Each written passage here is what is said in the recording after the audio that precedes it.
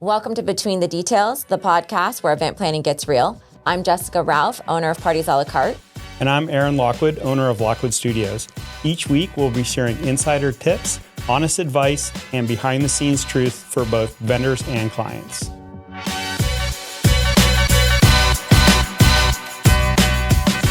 Hi, everyone. Welcome to our next episode. We are so excited today to welcome Deena from the Tampa EDITION. Deena, welcome. Thank you. Yes, it's so nice to have you here and to hear a little bit about the side of events that not a lot of people get to hear about or see, because you're kind of like more of the behind the scenes. So I think it's nice for clients and vendors to hear what goes into a successful event. So we love the Tampa EDITION. Yes. So why don't you first just start off by telling us just a little bit about yourself and your background? Perfect. Well, I'm very happy to be here. Thank you for having me. I have worked at the Tampa EDITION for about 5 years. I was there since pre-opening, since there was scaffolding. I remember. Yes, the hard hat tours. I am the director of catering, sales, and events. So I oversee the team that handles the sales phase and then also the event and planning and execution phase. So it's a very big role, which I take a lot of pride in. But I've been at that hotel for 5 years. Previously, I was in New York for about 8 years. I worked at the Times Square EDITION and the New York EDITION as well. So lots of experience with EDITION. And then before that, Ritz-Carlton. So always in the luxury side of things. I don't think I could ever do anything but that. But yeah, it's a very exciting role, and that hotel is just gorgeous, and it's always surprising us all the time. So I love the EDITION. I constantly just pray for my couples to go there. And love it. So it's one of my favorite hotels. I love that whole area where it is too. It's so different. Cool, yeah. Yeah, it's changed in the past 5 years too, with so many new restaurants and bars.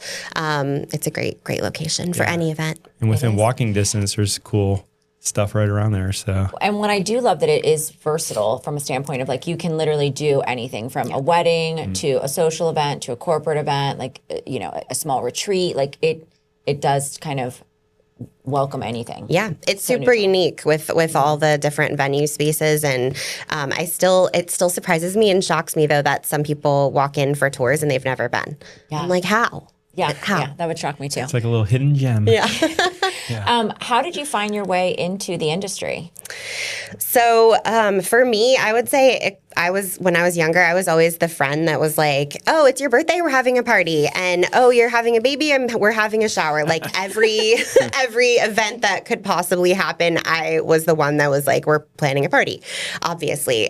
So it's definitely started when I was young. I remember telling my mom why it was important that I carve the watermelon out to put the fruit back inside of it. And she was like, what are you doing? What, are you crazy? And I was like, no, it's going to look so amazing and I need to do it. So I've always loved things like that and details and just making people happy too. And having a celebration is always, I think, necessary. So definitely started young, and then kind of creeping into my college stage years, I had a non-traditional college path. So I actually graduated from college with my AA before I graduated from high school. Then I went to college and did my master's, and it was a unique path. So I lived off campus, and I created this off-campus club called Commuter Connection, and I was in charge of the budget and the planning and all of that, and really got more of the business side of what an event kind of comes from. And that was when I really knew I wanted to do it. And then I started looking into I want to be my own wedding planner, or I want to be my own event planning company. And at the time I was overwhelmed by being an entrepreneur, being young. So I was like, what's a good place that does events and also has stability and a good paycheck? And I was like, perfect, the Ritz-Carlton is a great place to start. Yeah. So what a place to start. Yeah. That's amazing. The Ritz in Orlando. 18 years in the hospitality, in the luxury side of things. So you started out right at the top. So I started when amazing. I was 5, obviously. Oh yeah, we have a rule here. We do not age ourselves.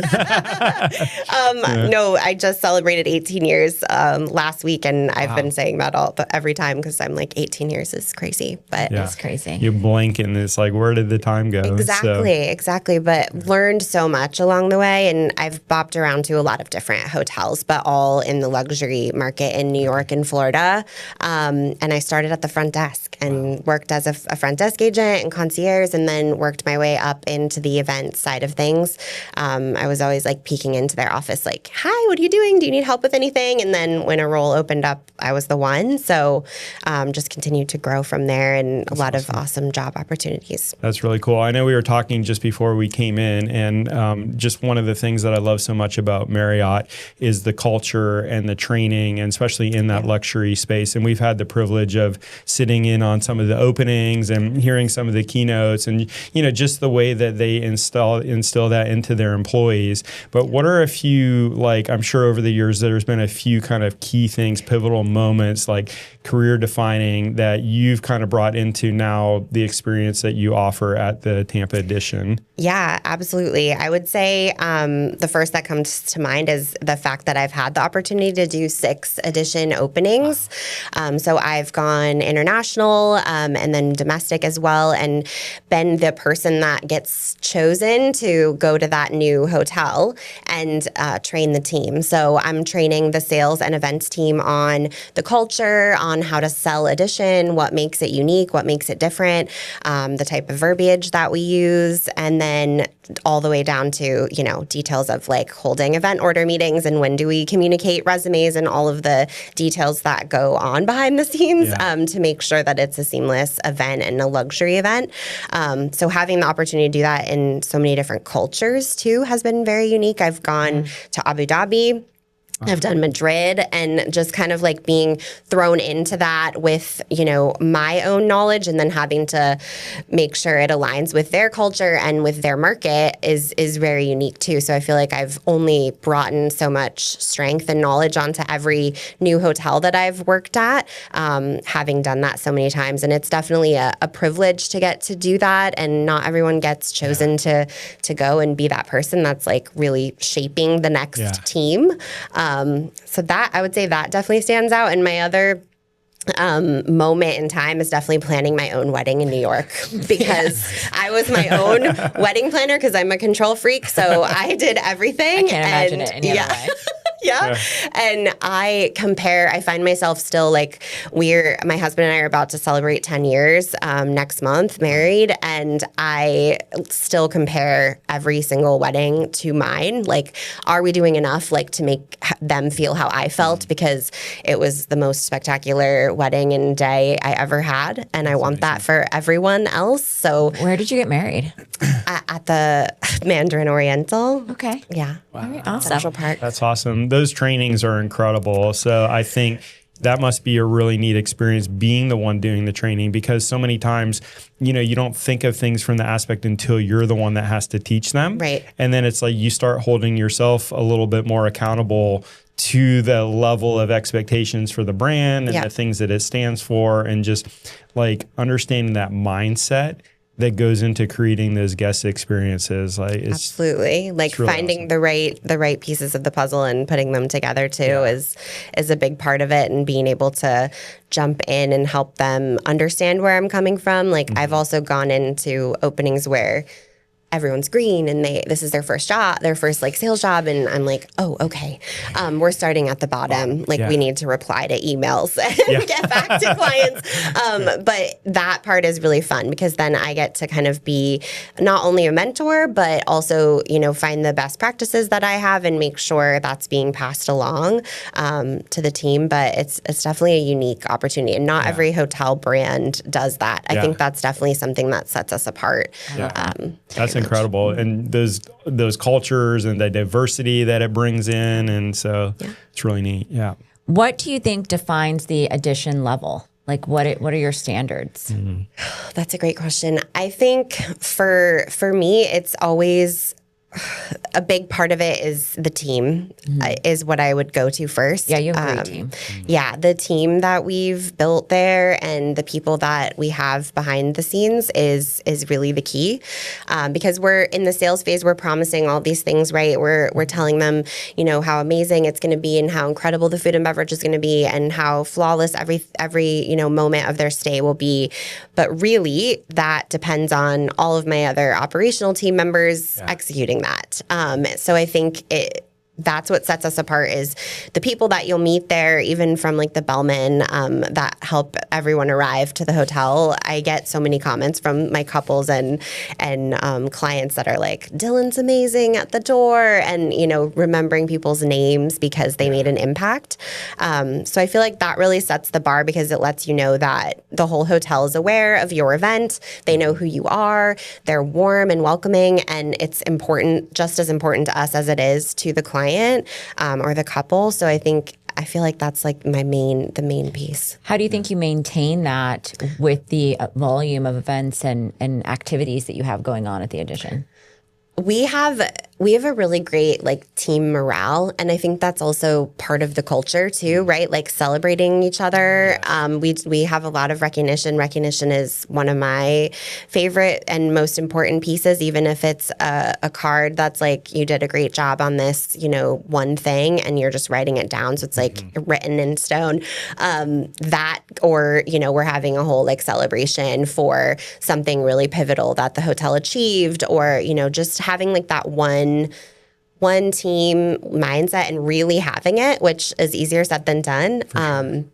But it's also hard because people find other jobs, they get promotions, they move along, which I've experienced since I've been there because I've been there the longest. So it's, you know, hard to see good people go. So we do have a lot of growth in our teams too, and a lot of growth opportunities. And we're always excited to see people move on to something bigger and better. But I think it's just maintaining like the core values in our like trainings and all of that is really important to keeping that consistent with everyone. Which I do think you do an amazing job of. Like, I feel like all of my events are on par together. Like, everyone's getting treated special and making sure that they feel warm and welcome, and the food is, you know, the same level, and it just, you're always trying to go over and above for every single client, not just one. It doesn't matter kind of what they're spending or what their guest count is. Like, none of that is a factor. It really does come down to just wanting to make sure that that guest and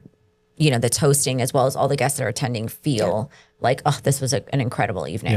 Walk away like not knowing which part to kind of think about. But we have a lot of repeat clients too, so that's another big thing, right? Is we want to being that hotel and that venue that you're wanting to come back to for every celebration. And we have a few of those together. We do.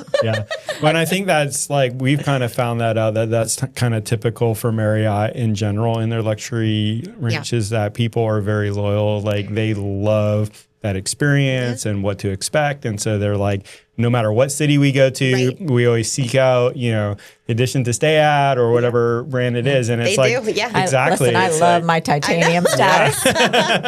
For sure, because you just feel so special from the time that you walk in and you're greeted, you know, I love points. I love points. I love It's how I just plan like, my where's the vacations, chocolate on my pillow? Like, when you don't I don't get need the that chocolate. I need the points. And I love it. And I love my status. Well, and that's what really defines that luxury experience is the attention to detail and the service and the fact that they feel special and, you know, not just from, you know, the people at the top, but all the way down every touch point. And it comes from, I think it keeps always coming back to the people, right? Because I have clients that reach out to me that I worked with in New York still. And they'll be like, oh, you're in Florida now? Like, let me see how I can do an event in Tampa. Like, that still happens so many years later, which is also just really special. But it does show you how much like a person and a personality can impact, you know, your choices for those types of things. I feel like our business is very much built off of our returning clients. I mean, we hardly do any marketing anymore. I mean, I do Marry Me Tampa Bay. I think I might have something with Style Me Pretty, and maybe there's something I'm missing, but it's very limited. And for us, because we want to make sure that we're available for our repeat clients, and we have clients that do, you know, 7 events a year with us or 5 events a year with us, and we want to be available for them, and we love working with them and seeing their families grow and getting to experience other elements of their lives, whether it's their businesses or different things. It's really what the foundation of Parties a la carte is built on, is like having those connections. And I feel like you're very similar. Yeah, I remember when we met 5 years ago and you told me that. You were like, word of mouth, and like all of my repeat clients, like that's how we do it. Because I was like, how are you doing this? This is amazing.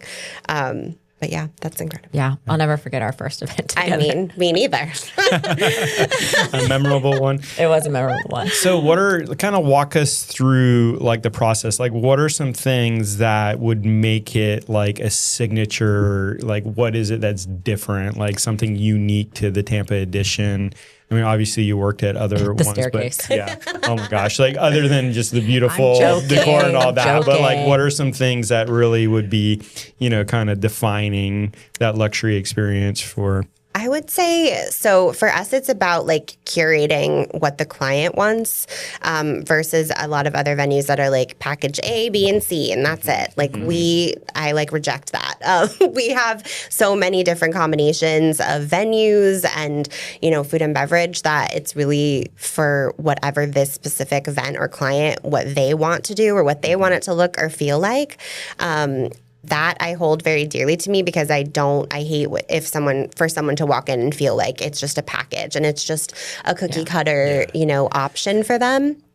And then we love like just going above and beyond with like finding the golden nuggets. Like Jessica Ralph likes Coca-Cola, like make sure she gets that in her room. Like those types of things. Even when you don't know I'm coming to stay there, the Coke is in my room. But the Coca-Cola. Yes, Coca-Cola. The Coca-Cola is in my room. In the can, and I'm like, I'll text you and be like, I didn't even tell you I was coming to stay here. And you know, and you're like, I have spies. That's the mystique. Yeah, that's the mystique behind it too, is the ability to be able and sometimes French fries. No, yes. And crispy French fries. And that's something that's so incredible about the brand is that they enable you to be able to do those things 100%. and create that experience. A lot of tools to enable us to do that, but also just like, again, the You have a lot of creative freedom. Yeah, and we call it empowerment, right? So like whatever you think you need to do to make a wow moment happen for a guest or a client, like you're empowered to do that.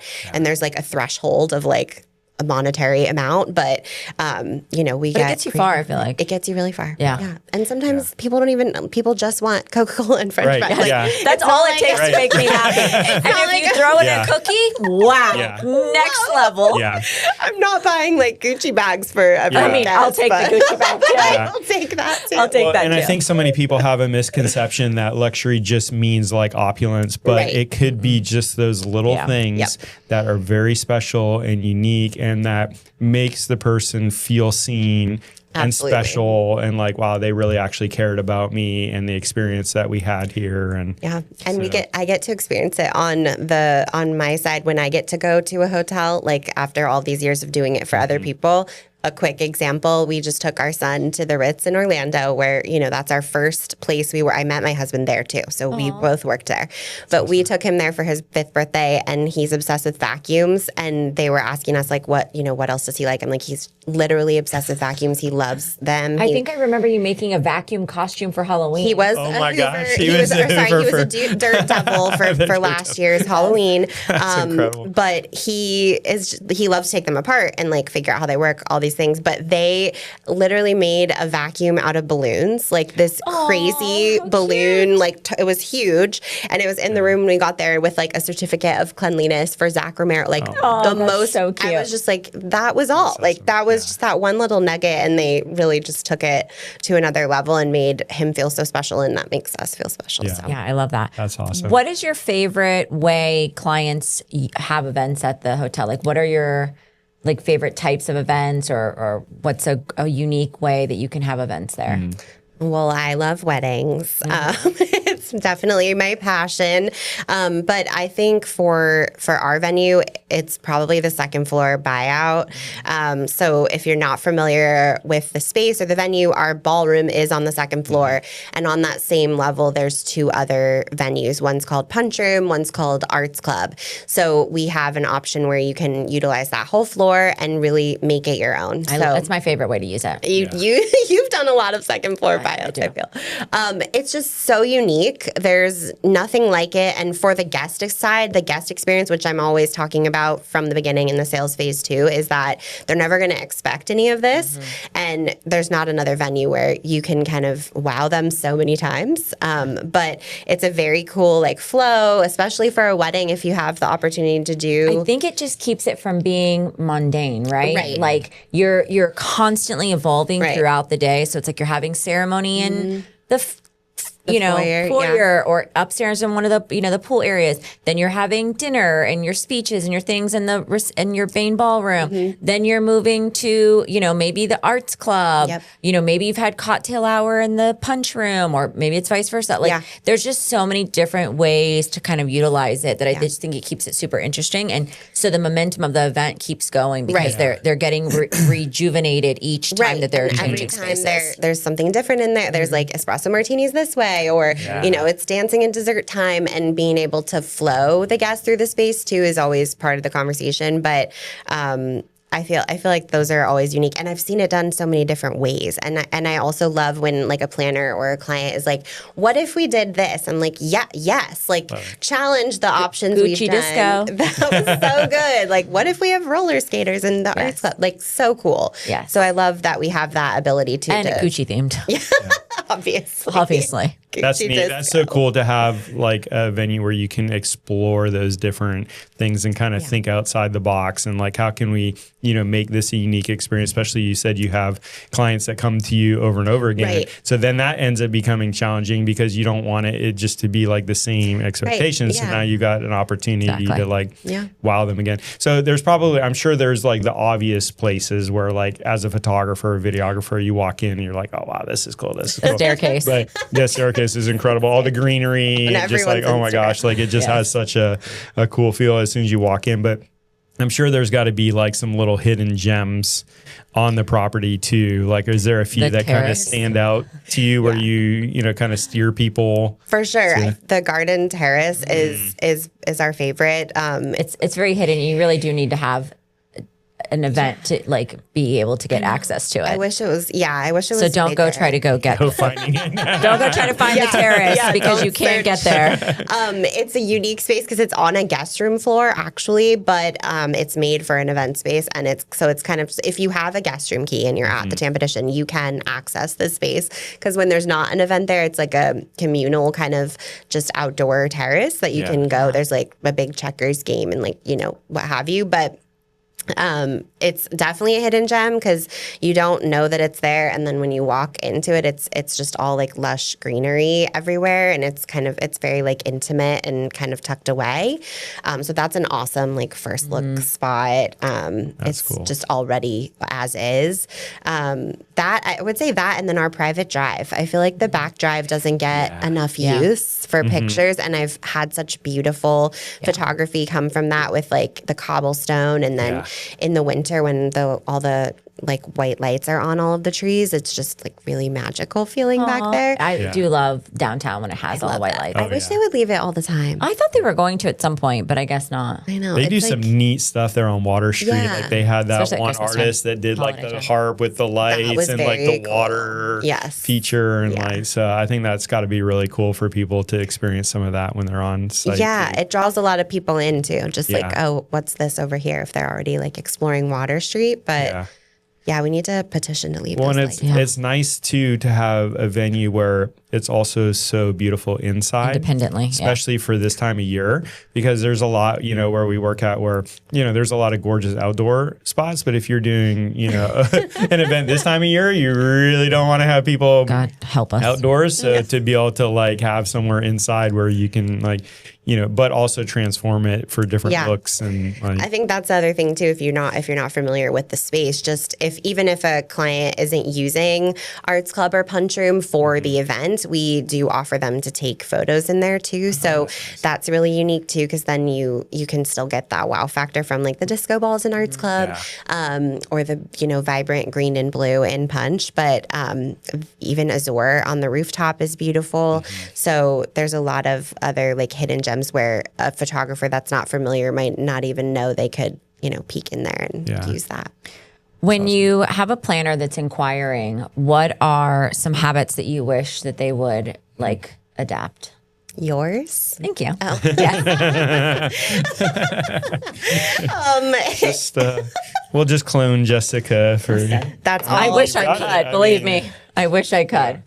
That's all. No, just being real with us is my biggest thing. Like, Yeah, you just got to be upfront. What's the price point you're trying to Right. get to? What is it you really need? Yes. Like, yeah, it just doesn't have to be this big game. I think just being as upfront as possible, I think really helps eliminate a lot of the drama. eliminating the drama, yes, is a big thing. And just not being so much of like a middleman, but really being actually a real partner to a venue and knowing like we want to make it just successful just as much as you do. So if it's not a good fit right off the bat, like also just tell me, because I'm going to follow up with you. I'm going to check in, like, and that's filling up your inbox when you could have just been like, this not going to work, or the budget's not going to work, and let me know that like up front. We always strive to protect our client and to be their advocate, but we also understand what it is to be your partner simultaneously. Yeah. And I think there's a balance to that. Like our loyalty, always goes to our client, making sure that they're well taken care of. But we also want to keep it real with you because we don't want to waste your time. Right. We want to make sure it's a good fit. And we want to make sure that you're going to be able to meet the expectations of our client. Right. And if we don't think then that's a good fit, then I'm going to say, hey, they've moved in a different direction. Right.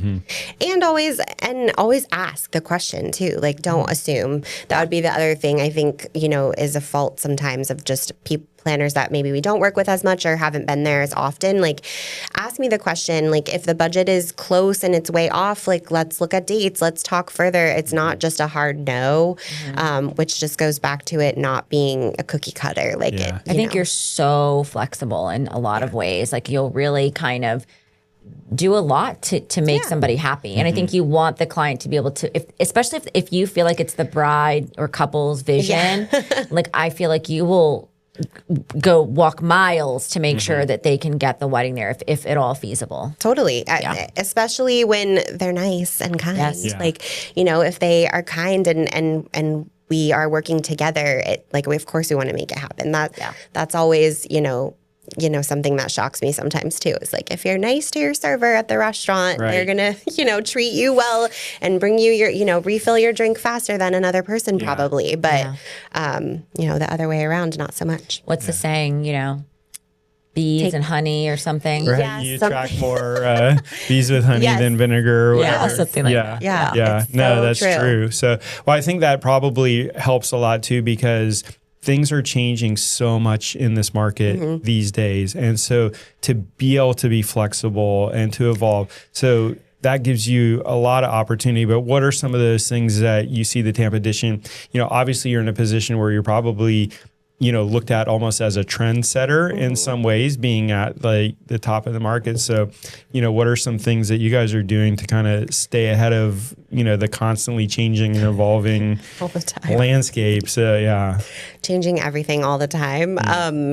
No, just I think I was listening/watching to one of your previous conversations too, and we're seeing so many people inquire about weddings that are not weddings, or they are trying to not have this white tax thing come into play, which is kind of funny from our side because we're like, what are you talking about? That like our wedding packages are usually more financially the best option for you. It's a package that we've made work best for your full event. So that is like disappointing and disheartening to me that that's happening so much. So we've kind of tried to get ahead of that with just seeing it quickly evolve, and all of these people like, well, I'm getting married abroad and this is just a party for 200 people. Just a small party. What are you talking about? So just being more upfront and asking a lot more questions when we're getting that first call, and really like, what is it that you're looking for, and do you have a price point? Since you're planning another event, what do you have a budget for this one? Like, is it less? Is it more? And just understanding their needs before we go down the path any further, but really unique, and having the ability to kind of read people is also my other thing that I feel like it's one of your superpowers. I love it. Like if I can't read someone, I'm freaked out. I'm like, why can't I read you? What's going on? But I also train, like I work with my team on that a lot too, and like reading the room and how does everyone feel and how was the site? Like, were they talking or were they quiet? And just kind of knowing that when someone's reaching out for something like that and saying right off the bat, they're like, you know, they're walled up and they're like, this is not a wedding. So knowing how to kind of break that barrier and then, you know, let's plan a fun party. We can do that too.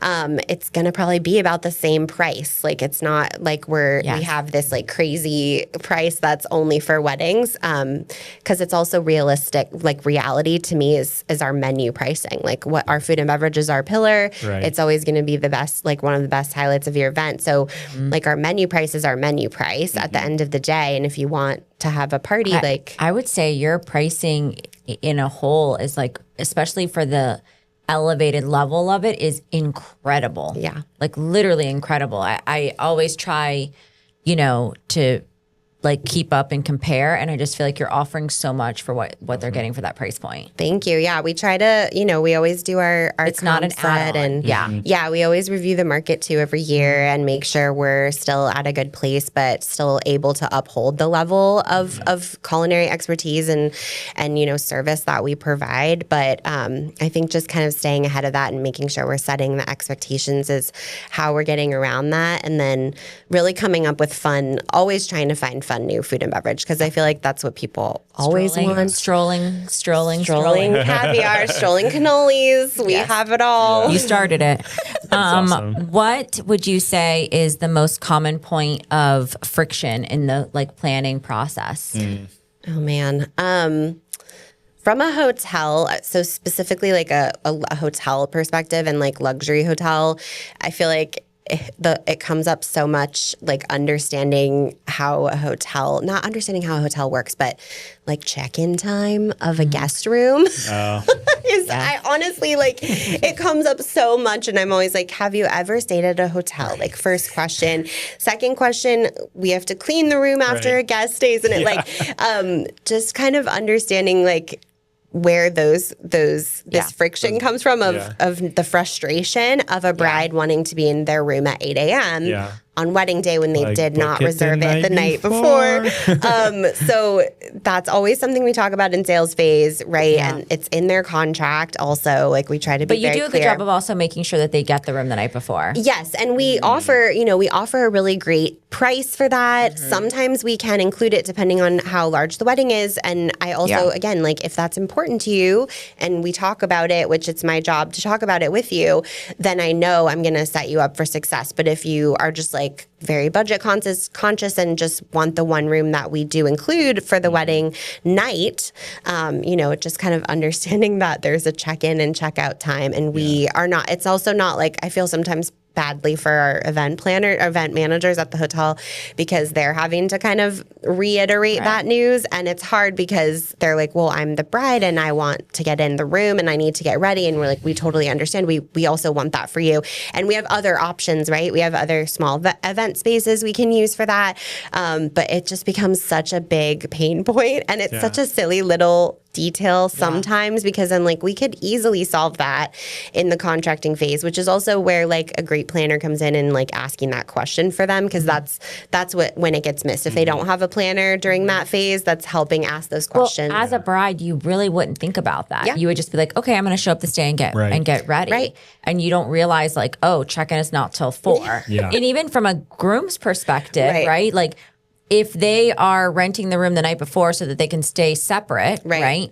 That checkout is 11 a.m. Right. So they now don't have a place to get ready for the day because they only rented it for the night before. Right. So I think it could go both ways. So Yeah. we always try to say like, you basically need that room for 2 nights essentially. Yeah, and we talk about it in advance too, and like we can do a late checkout for the groom's room, like as long as we're like talking about it and planning it in advance. Yeah, got to be ahead of it. Yeah. I think a lot of people just don't realize how much goes on behind the scenes and how many moving pieces they are and how many things have to line up in order for, because it's like, oh, they just think I can just come in, but like when things overlap, it's just Right. not that simple. So Right. what are some other things that you would say, kind of like the behind the scenes things that you wish people kind of understood, like whether it's from the guest side or the vendor side, Yeah. that just would make it easier for you guys? I think a wish is that every client obviously should feel like they're our only client. But then I think understanding that that's not fully reality, right? Like there are other clients, there are other events. There's other guests. There's other guests. Also, there's humans working behind the scenes for you, and mistakes can happen, and things like that. I feel like is something that gets just like totally overlooked because it's like, well, I'm spending X amount of money and this and that. But at the same time, I'm like, can understand a certain level of that. Yeah. But knowing that it's a person that you're working with and you've built a relationship with them and they've been working so hard to make this a success, like just kind of like having a little bit more levity with that, or an understanding of each other. But I feel like that comes up a lot too, and just kind of spreading the word that like obviously our team understands that you're spending your own money or you're spending your company's money, and we want it to be successful just as much as you. But there are times where somebody has to take a day off, and maybe it's going to take 24 hours to reply to your email. You don't have to call 4 times in between, even from a vendor side and a client side. Sometimes that happens, and it's unfortunate because then it kind of sets a different tone that we don't want to be setting. But what do you think is when you so for instance, when you think about your job today, what is your why I do this? Oh, that's a good one. Why I do this? I think, well, one of the things that makes me feel happy and excited about it is when people notice the things we did. Which sounds kind of silly, but it's back to like recognition, right? Yeah. Too. And like all of the time we took to get the information from you and then communicate it out and then actually make it happen.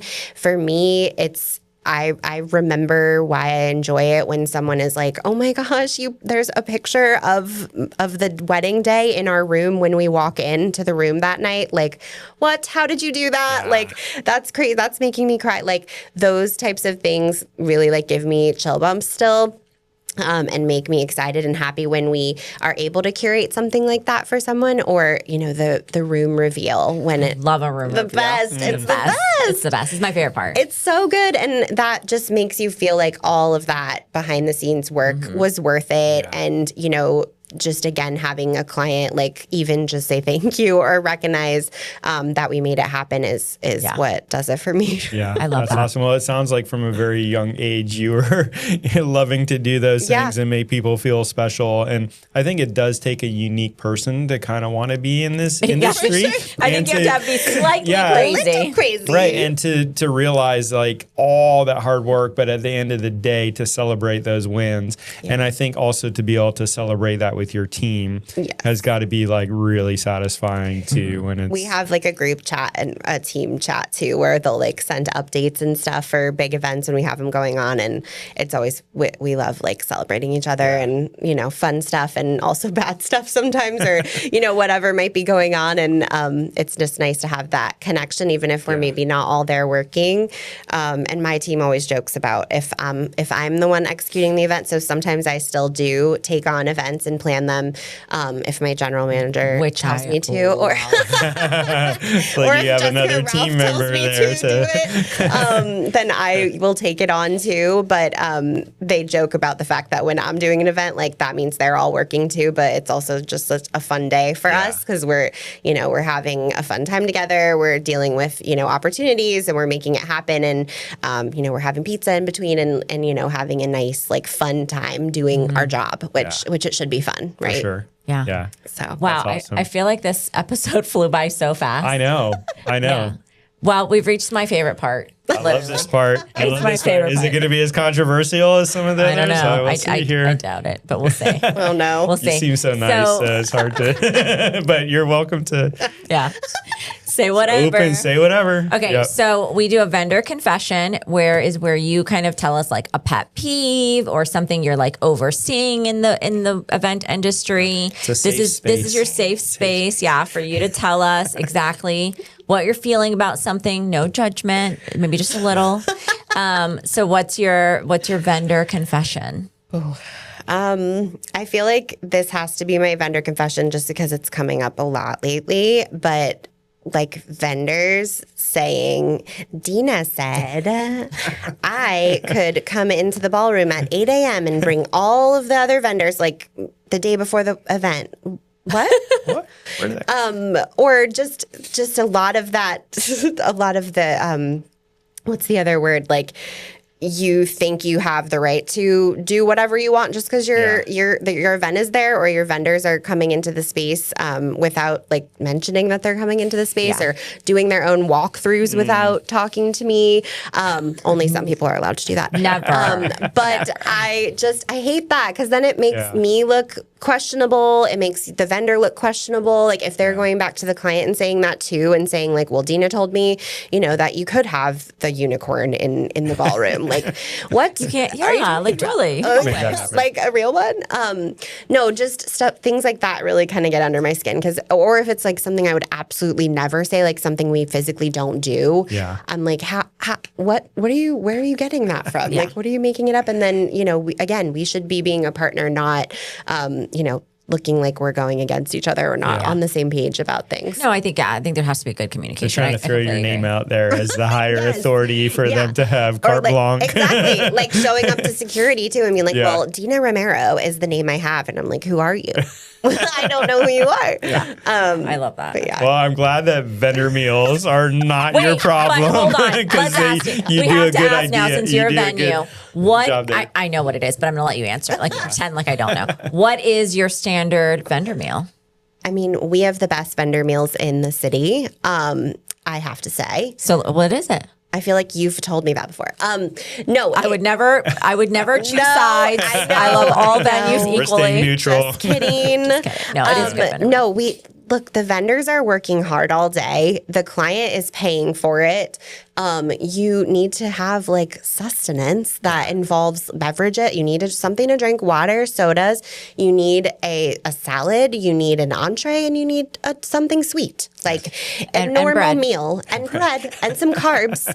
Yeah. But no, our team, like our culinary team, does an amazing job with that. It's definitely an important like priority for us to make sure we're putting out something just as great as we're putting out for the guests. A lot of times it's the same meal that the guests are I having. also feel like you do an incredible job with dietary and allergies. Yes. I mean, so someone who has 17 different food allergies and they are constantly changing. Yeah.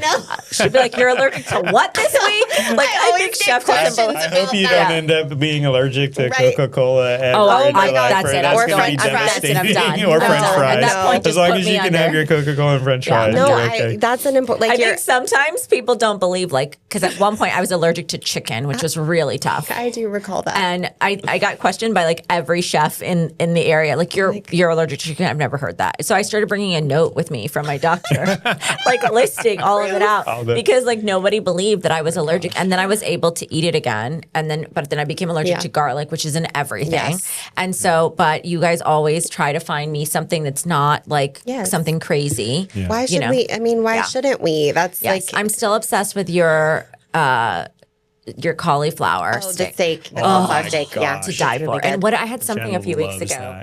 that. I don't know what it was, a pasta, maybe some kind of pasta. To die for.